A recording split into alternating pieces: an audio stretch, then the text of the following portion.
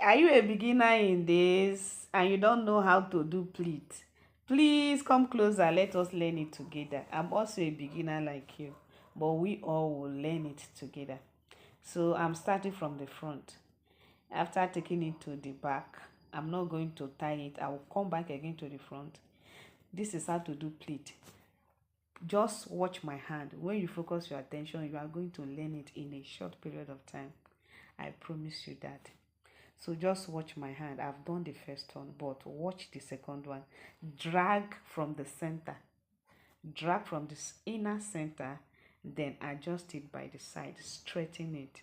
Even though it's rough at that first time, ignore it. When you have finished the number of pleats that you want to do, you can come back and rearrange it. So I'm dragging the next pleat again, dragging it from the inner center, then straighten it. Look at my hand, just watch. I'm trying to straighten it, flatten it by the side.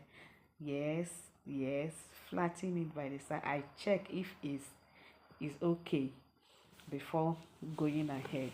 So I drag the next one again, adjust it. So as at this point, I will fast forward the video so that it won't be that lengthy. But I've explained, hope I've explained how to do pleat very well to you. So one thing with pleat is very important. It's not something that you ignore because almost all the styles need this pleat. Practice, they say, makes perfect. You can do it on your own. At this very point, I'm trying to arrange it. I'm trying to rearrange it well. Now the thing is, the pleat is set now for our design.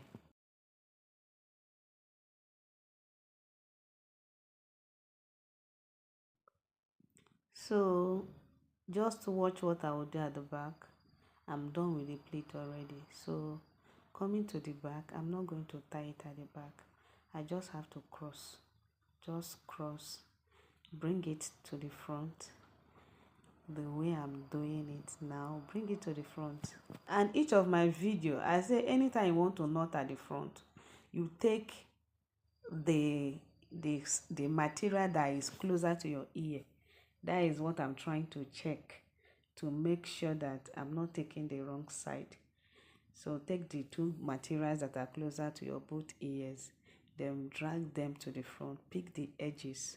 Don't pick the full, just the two edges. So, and there's one thing you have to note. Before you knot, check the side. Check the side. Look at. Check the side to make sure it's not covering those pleats, those beautiful pleats that you have done. So that is what I'm trying to do. I've checked the two sides and they are good to go. So now it's time for me to knot. So I'm trying to adjust the back too. At the same time, still pushing that knotted side front again so that the distance between it and the pleated part won't be that much. So I'm knotting 2 times, and after knotting 2 times, you see that material flying like ears. Those two those two parts I've already knotted, that is flying like ears. We will still use it, so just ignore it for now. So before I will start creating my design, I have to tighten it. Use my pin to pin the back first so that it will be firm. Now let me start from one side of it. So I'm just, this side of it is just for me to fold behind. Use the edge, fold it behind, then use a pin and secure it. One of those knotted parts that is flying like ears, the way I explained, I'm now using it to, as in, to support this side I am working on. I supported it and I used a pin to secure at the back. So just focus your attention. That is all I need from you. When you focus your attention, you will get it. Definitely, I assure you that you will get it. So I'm done pinning it. It's time for me to adjust. I'm trying to adjust. I just check it very well. This is the leftover of the knotted part. I will still be using it. I will still be needing it at the other side, so I have to leave it first. So at this point I'm trying to adjust. I'm pushing it front again, adjusting it. Now that side is set. So this is the second aspect, the second side. Now this place, what I will do is to just do another design, because I've done something. I don't want it to be as the other side, so let me just create a different design and at this side and see how it looks. Though at the end of the day it came out beautiful. So you know what they call ruffle. Ruffle is like squeezing. You know the way they used to squeeze bitter leaf or squeeze nylon. So that is what I'm trying to do with this material. I will squeeze, then use my pin to pin it. Professionals, they call it ruffle. They say ruffle. But though this is not the main ruffle share, but I'm just trying to be creative here. So that is it. I'm just trying to be creative. I will ruffle and pin. I used pin as in enough pin, yeah, because without pin your ruffle will not stand, it will scatter. So I will ruffle, then I'll pin. When I ruffle, squeeze, then I will pin. Now that is the leftover material that was flying like a year. I have to use it to support that up, so that the up will stand very well.